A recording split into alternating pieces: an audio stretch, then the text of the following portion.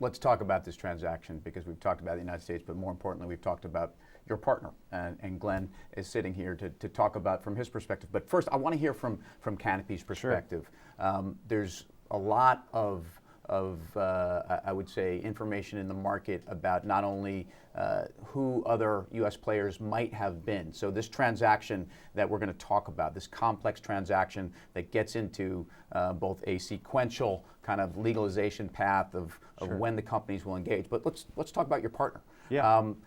I've heard that there were other players that were very closely scrutinized before the Acreage deal. Can you talk about that? And then obviously, please let us know why Acreage was the one.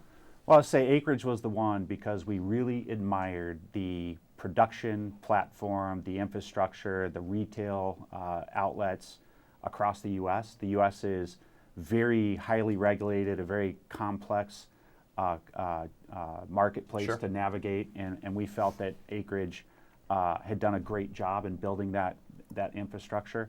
In many ways, what they accomplished in the U.S. mirrored what Canopy had accomplished in Canada, building a business that had the vertical integration and the national scale that we were looking for in an MSO. But as you know, oftentimes it comes back to fit, cultural fit. And we found in working with the Acreage team that there was a strong cultural fit, that the talent was top notch, and quite honestly, we were looking for someone that had the same desire to win as Canopy. Sure. And we found that in the team. And I'll say, as we've been working together over the last several months, all of our initial impressions have been validated, and these guys are good. Would you say the defining difference is that cultural fit and a mindset at the top on how the game needs to be played? Yeah, I would say fit is key, because this transaction, as you mentioned, is complicated. And with this deal complete, we're now in this phase where we're hands off. We don't have oversight of their business on a day in, day out basis. Right. So it comes down to culture and values, to trust the team, to make the same decision that we would make if we were in day-to-day operations. So, and I'd like to bring Glenn in on this too, but can we talk a little bit about the transaction? Maybe even take a step back and just talk a little bit about. But before we bring Glenn in, this is you guys putting a deal together. What are the benefits of doing this deal before federal legalization? Why have this if-then kind of approach? Very innovative, very interesting. Clear to me as an investor in the space that there's a number of transactions with other players that were pondered. Hey, how do we solve the U.S. federal restriction? And you guys did. And so maybe I've answered the question, but I think, why not wait? Why not have an MOU? Why not have an understanding? Why do this before? Well, so let me take this as an opportunity to clarify what's I think been confusing Great. In the marketplace. Upon Bruce's departure, we were surprised at the number of folks that reached out to ask if we were going to back out of the Acreage deal, either today or upon federal permissibility. So I want to clarify for our audience that the Acreage deal creates a legal obligation for Canopy to acquire 100% of Acreage's outstanding shares upon federal permissibility. So it's a legal obligation. That being said, we're very excited about the deal. There's been some confusion in the market because we referred to some of the structural components of the deal, the economics of the deal. There was a reference to a call option in terms of the accounting details. And I think that's what caused the confusion. But this is an obligation, but we are excited about it. And we have the full-fledged support of our board, of our management team, and as illustrated by the vote in late June, our shareholders voted overwhelmingly in favor of this deal. Yeah. So that being said, between now and federal permissibility, Acreage has rights to all of our intellectual property on a royalty-free basis, and they've recently announced their intent to leverage this intellectual property in early next calendar year. Sure. And that is going to give us a head start, if As you will, hit the ground running. on building brands in the U.S. Tweed and Tokyo Smoke are important brands for us, and we see those brands becoming global brands. But Spectrum is also going to be introduced in the market next year through their dispensaries. So we're very excited about that. If I'm an investor and I see certain things coming across the tape from the government, when should I know that you guys are able to kind of sign and put some ink to paper? And what would the timeline then be for that? Yeah, so it could be a number of things. And you know, we've talked about the States Act in the past. We've talked about Safe Banking Act. But you know, at the end of the day, the triggering event is whatever we want it to be to make Canopy comfortable that we can conduct business in the U.S. legally. Okay. So what we're looking for example, is for the federal government to remove cannabis as a controlled substance and deschedule it, and perhaps relegate regulation to the states. And if that were to occur, we think that gets us across the finish line for a triggering event. But we have to be able to move cash around. We need to be able to bank. You know, in terms of timing and when we think that's going to happen, again, it's inevitable in our mind. So the goal is to be ready. So what we're focused on today is working with Acreage on integration plans to make sure that when day one arrives, we're ready to move quickly. I appreciate the fact that it really does come down to where a company feels that they are comfortable with a legal framework. It's going to have to be an interpretation. You've got an army of great lawyers that can help you do that, but you might have different views on this.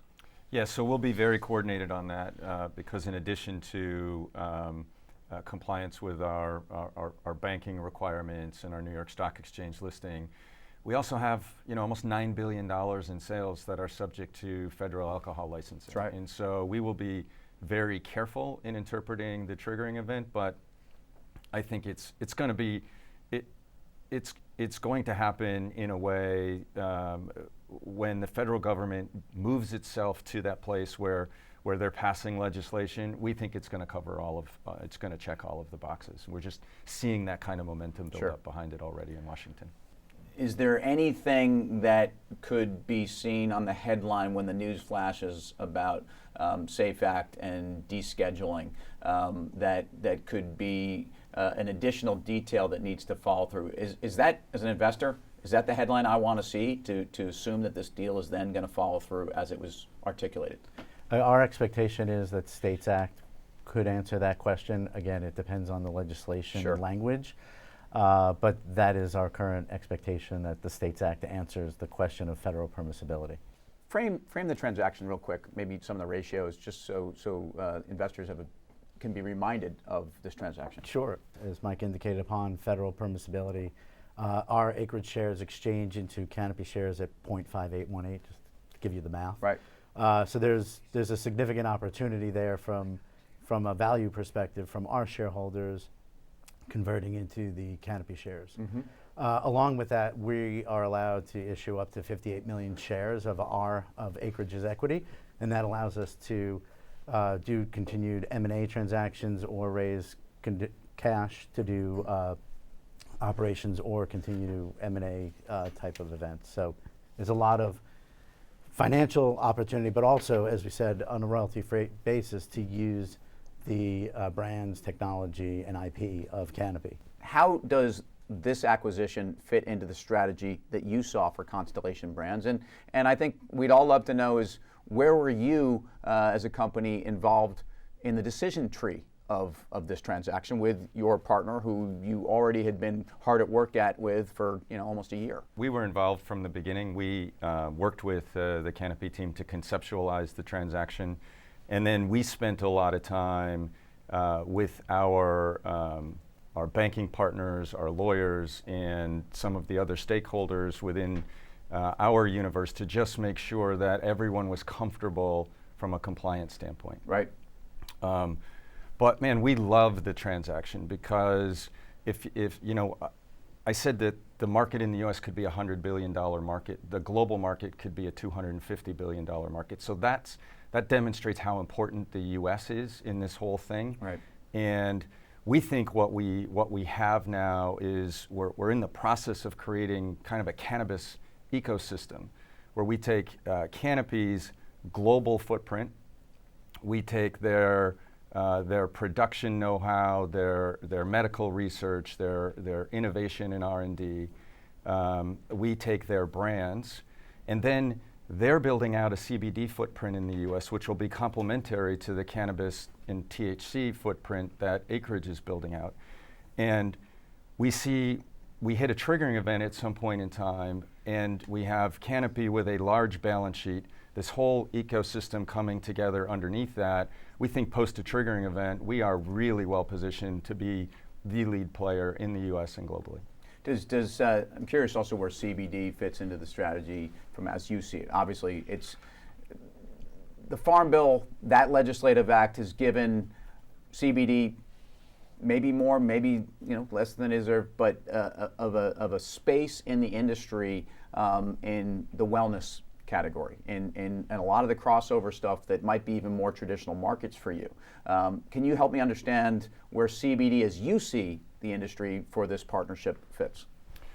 I'll say we were surprised by CBD because in any of the modeling that we did around bringing, doing our investment actually in Canopy initially, we didn't assume CBD would become disconnected from cannabis. And so we think it accelerates our ability to move into the market, into the US market, and even prepares us better for a triggering event, legalization in the US.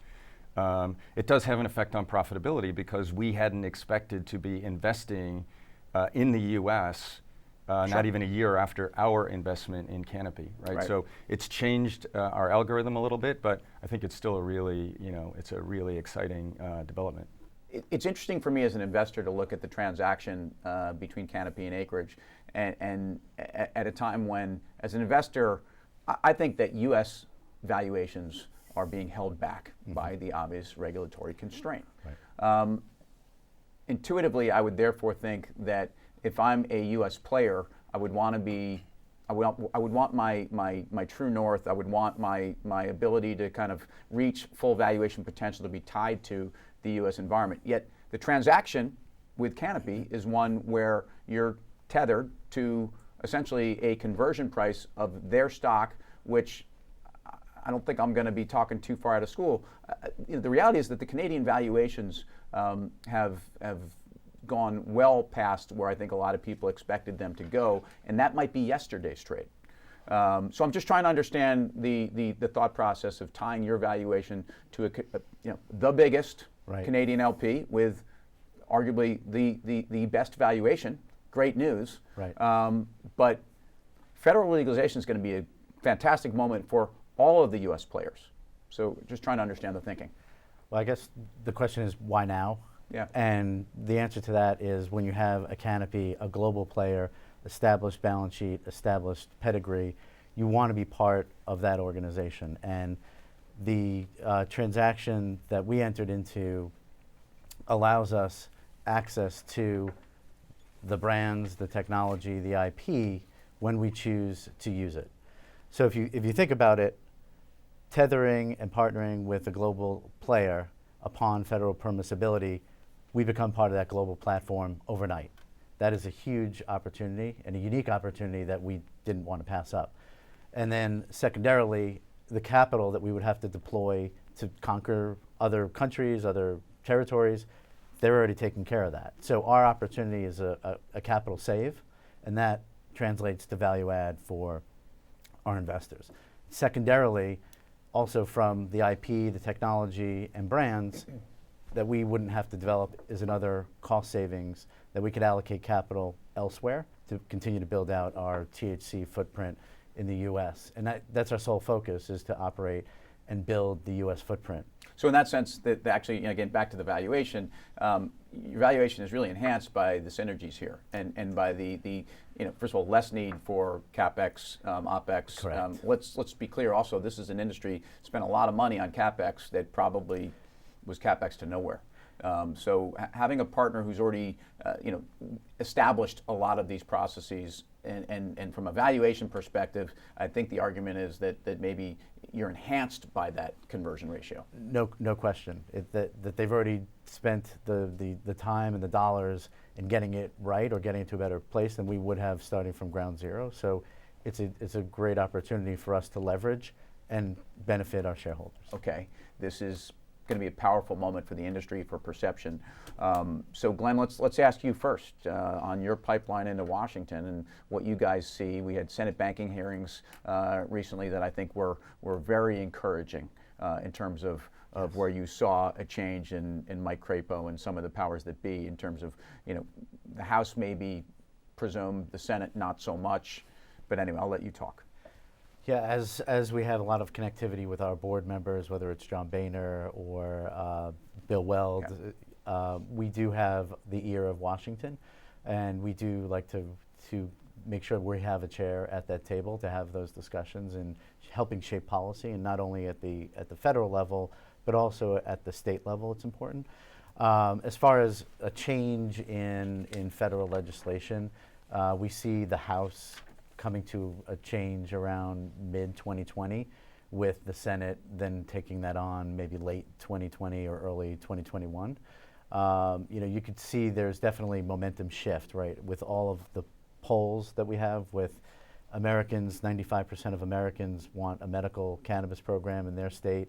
67% of those polled say that they're comfortable with adult use in their state. So you could see, and those polls continue to be much more of a positive direction every time they're taken. So our view is that this is a when, not an if, for Congress to make that decision. But you're leaning to at least late 2020, if you had to be. I know you're not making forecasts. If I had to make a guess, I feel that this is going to be a presidential conversation when there are coming to a presidential debates. I think that the cannabis conversation will definitely come up, and I think that's going to help shape some of the decision making in Washington.